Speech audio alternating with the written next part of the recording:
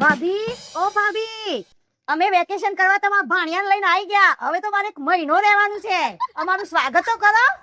આવો આવો નણંદબા આવો. પણ આ તમારા છોકરાને છે ને મહિનો રોકાવાની વાત ના કરતા. બાપ, તમારા છોકરાઓ તો આખું ઘર ગજવે છે.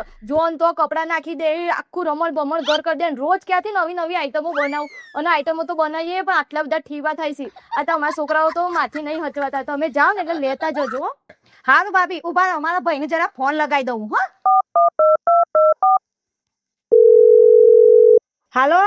હા ભાઈ, પેલી આપણે બાજુ રોડ વાળી જમીન છે ને, એના પૈસા કેટલા આવે છે? હા, તેમાં મારા ભાગના જરા જોઈ લેજો ને. અલ્યા નણંદમાં, હું તો મજાક કરતી હતી. આ ઘર છે ને તમારું જ છે. મહિનો શું આખું વેકેશન અહીંયા રોકાવજો. અને ભણ્યા બિચારા મામા ઘેર ના આવે તો ચો જાય. અલ્યા ખાવાનું તો ભણ્યા તીમાન કરે ને બીજું કોણ કરે? હવે એક ને એક મોમો છે તે ચમ પૂરા ના કરે? આ તો હું ખાલી તમારી જોડે મસ્તી કરતી હતી.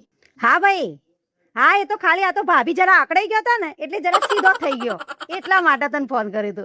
ઓહ, ના ના ના, એ તો જમીન તો ખાલી હું તો વાત કરતી હતી. એ જમીન વેચાતી હશે ગોળા, એ તો આપણે અત્યારે રવા દે, બસ શાંતિથી બધું કરીશું. હા, તો હાજી હેડા આપણે મળીએ. અને મારી ફેવરેટ આઈસ્ક્રીમ લેતો આવજે પાછો. તને ખબર છે મને કઈ ભાવે છે? અને તાર ભણ્યા ને. હારું તાર એ મળીએ. હા, જય શ્રી કૃષ્ણ. ચાલો બેટા.